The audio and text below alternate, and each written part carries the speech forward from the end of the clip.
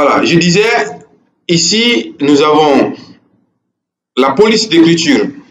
Lorsque nous venons sur Microsoft Word, nous avons, pour la mise en forme, nous avons la police d'écriture ici.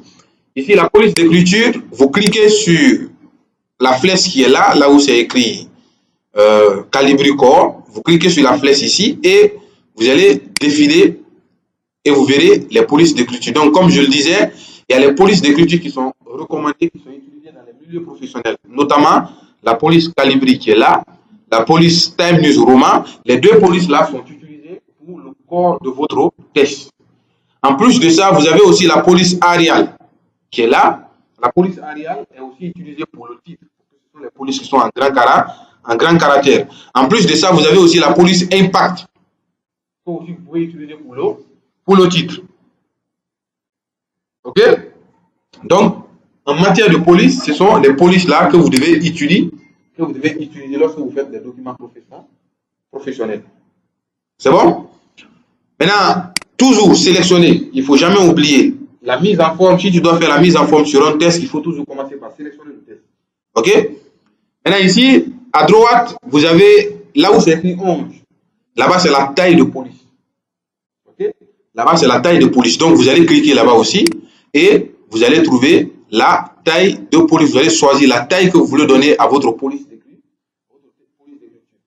Plus vous descendez, plus vous augmentez la taille. Vous voyez, c'est numéroté, non?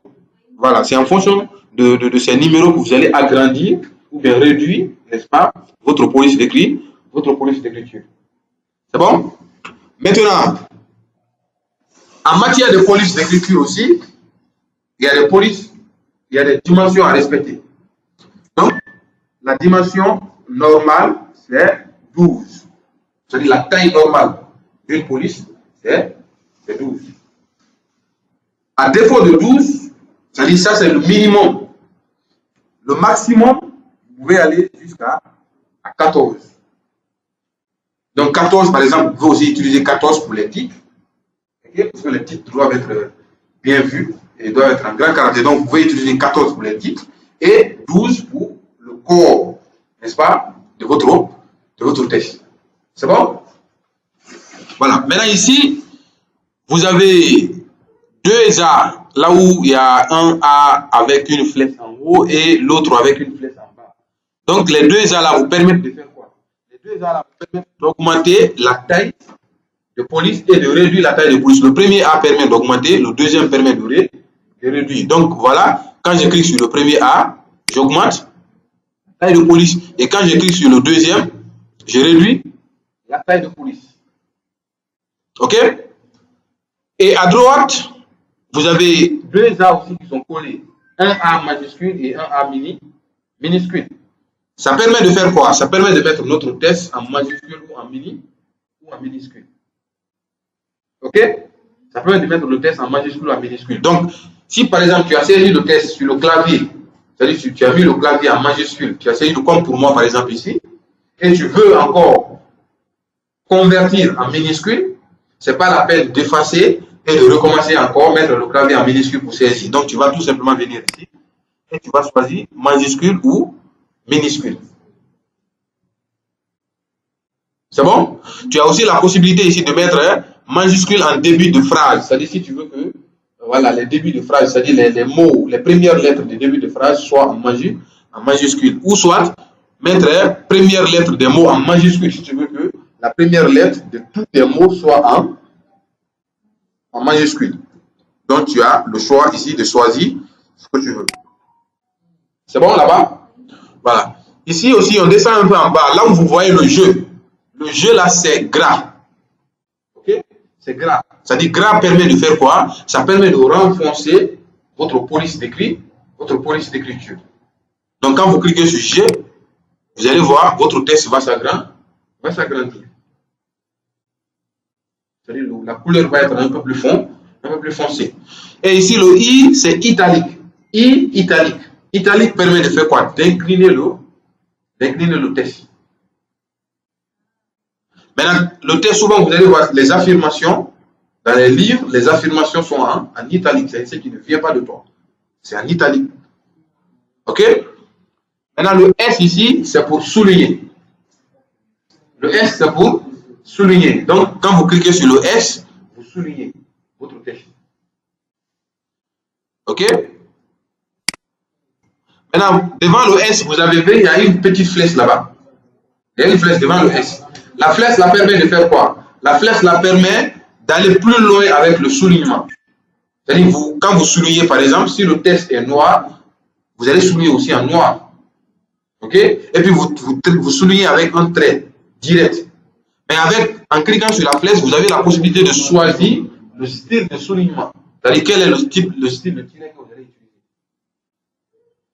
Et aussi la couleur de soulignement. Quelle est la couleur que vous allez utiliser pour le soulignement? Donc ici, vous avez les types de tirets. Ici, vous avez double tiret, pointillé, ainsi de suite. Vous avez également ici couleur de soulignement. Vous avez les couleurs de soulignement que vous pouvez choisir ici. C'est bon? Voilà. Maintenant, ici, vous avez le A, B, C barré.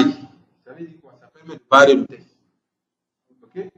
Ça permet de barrer le texte. C'est bon? Voilà, il suffit seulement de cliquer. Maintenant, ici, nous avons un X indice et un X exposant. L'indice, c'est en bas. L'exposant, c'est en haut, en dessus. OK? Alors, lorsque je dois saisir, par exemple, la formule chimique de l'eau, OK? C'est H2O, n'est-ce pas? Mais on voit que les lettres n'ont pas la même dimension. C'est comme ça, H2O. N'est-ce pas? C'est-à-dire le 2 ici est en bas. Ou bien l'oxygène, par exemple, O2. Vous voyez que le 2 est en bas. Ça veut dire quoi? Le 2 ici est à l'indice. Maintenant, si vous prenez par exemple en mathématiques, par exemple, on dit 4 au carré. OK? On dit 4 au carré. Vous voyez, le 4 et le 2 n'ont pas les mêmes dimensions. N'est-ce pas? Le 2 est comment? Le 2 est à l'exposant et le 4 est mis normalement. Donc, maintenant, qu'est-ce qu'on va faire? On va mettre les deux exemples là. Donc là, je vais venir. Je vais venir à la ligne. OK? Ici. Maintenant là, ici, quand vous faites entrer. Désélectionnez, vous faites entrer, vous venez à la ligne. C'est bon? Hein? Voilà, maintenant ici, on va mettre H2O. Comme ça. Mettez H2O comme ça.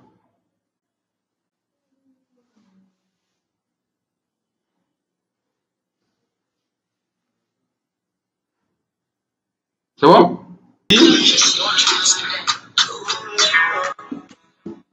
Maintenant ici, c'est le 2 qui est à l'indice. Donc, on va sélectionner le 2. Oui. Et on clique sur le is indice ici.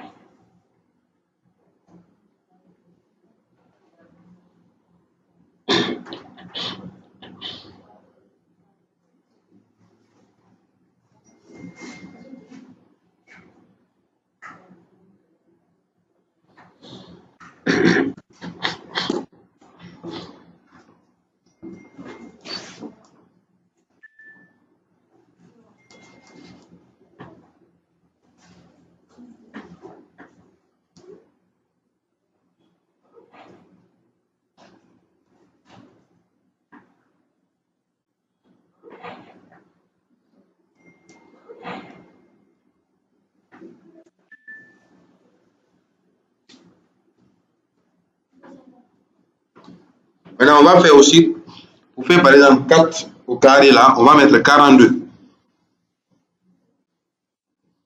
On met 42. Et après, on sélectionne le 2. On clique sur X, exposant.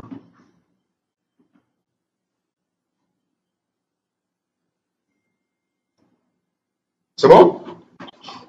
Voilà. Donc là, c'est comme ça, vous allez créer les indices et les exposants. Maintenant, ici, vous voyez ici, le A ici avec la gomme en bas. Ici. Ça permet de faire quoi? D'effacer toute la mise en forme. Et tout ce que vous avez fait comme mise en forme. Donc, vous sélectionnez le test que vous voulez enlever la mise en forme et vous cliquez sur le A ici avec gomme et vous effacez toute la mise en forme. Le test redevient comme il était avant. Alors, juste devant les X ici, on a l'effet de test. Ok? On a l'effet de test. Les effets de test ici nous permettent ici de... C'est les effets de typographie qui nous permettent ici de mettre un style sur notre test. Et quand vous cliquez là-bas, vous avez les styles là qui sont là. Vous allez choisir un style et le style va s'appliquer sur votre test. Maintenant, ici, vous avez ce qu'on appelle couleur de soulignage. Ok? La couleur de soulignage ici permet de souligner votre test avec une couleur. Ok? Donc, vous sélectionnez le test. Ok? Vous sélectionnez le test et vous cliquez sur couleur de soulignage. Ils vont vous proposer des couleurs et vous allez choisir une couleur. Comme ça. La couleur de police. Ici, là, ça, c'est la couleur de police. Donc, vous sélectionnez le test et vous cliquez là-bas, vous choisissez la couleur que vous voulez donner à la police. On passe de l'autre côté. Ici, on a les puces. Ici, c'est les puces. OK? Les puces, c'est la numérotation. OK? Les puces, c'est la numérotation. Donc, ça consiste à numéroter les pages. Comment j'ai dit les pages? À numéroter les lignes. Mais ce n'est pas avec les chiffres, c'est avec des signes. Les puces. OK? Donc, ici, par exemple, si je me mets ici, devant le test, c'est-à-dire je me mets devant le test ici, et je clique sur la puce, et je choisis une puce ici. Par exemple, je choisis ça. Voilà, la puce se met devant mon test. Et je peux venir encore derrière ici, je fais entrer, il y a une nouvelle puce encore qui vient. Quand je viens à la ligne seulement, il y a une nouvelle puce. Il y a une nouvelle puce qui vient. Et je vais saisir, si j'ai quelque chose à saisir, je saisis. Voilà. Et quand je fais entrer, il y a une autre puce encore qui vient. Ainsi de suite. Donc, plus je vais saisir, plus je vais aller sur de nouvelles puces. Maintenant, si je ne veux pas la puce, si je suppose par exemple que la numérotation prend fin ici, je vais tout simplement cliquer sur le bouton effacer le clavier et j'enlève la puce et je peux continuer maintenant à saisir normalement. Ok? Donc ça, c'est les puces. Maintenant, ici, vous avez les numérotations. C'est un peu comme la même logique, mais sauf que cette fois-ci, c'est avec les numérotations. Donc, vous allez numéroter avec les lettres ou soit avec les chiffres. Ou bien les chiffres romains. Ok? Donc là aussi, ça travaille de la même façon. Tu te mets devant le test et tu cliques sur numéro. Tu vas choisir le numéro que tu veux utiliser. Si c'est chiffre romain, si c'est A, B, C, ainsi de suite. Donc, tu choisis ce que tu veux. Moi, par exemple, je choisis comme ça 1 et je viens derrière le test. Quand je clique encore sur entrée, il y a encore un autre numéro qui va apparaître. Je saisis ce que j'ai à saisir. Et quand je fais entrer, encore 3 vient. Ainsi de suite. Et quand j'arrive encore ici, je suppose que la numérotation va se limiter ici.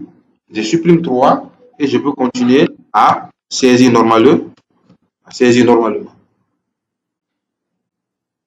Donc, voici comment fonctionnent les puces et les numérotations. Donc, j'ai aussi la possibilité, dans la même logique, de faire, par exemple, les sous-titres. Par exemple, ici, j'ai mis 2, n'est-ce pas? 2 consultants. Si je vais aller avec les sous-titres de 2, je peux, par exemple, aller maintenant avec petit a, petit b, ok? Donc là, je peux encore venir ici. La numérotation, je prends, par exemple, petit a. Voilà, petit a, et je mets, par exemple, comme ça. Je fais entrer petit b, je mets ça, je fais entrer petit c, et je fais ça, entrer petit d. Donc, si je suppose que là-bas c'est bon, les sous-titres de petit a c'est bon, je vais supprimer petit a comme ça. Comme j'étais en train de partir avec 1, 2, 3, je me suis limité sur 2. Donc, ça reste 3, n'est-ce pas? Je mets 3 encore, et je mets parenthèse, je mets 3, je mets parenthèse, comme ça, et je fais espace. Vous voyez? Ça revient sur la même ligne. Et je continue. Quand je fais entrer, 4 vient. Quand je fais entrer, 5 vient. Ainsi de suite. Si c'est fini, je supprime. Je continue à saisir. Je continue à saisir normalement.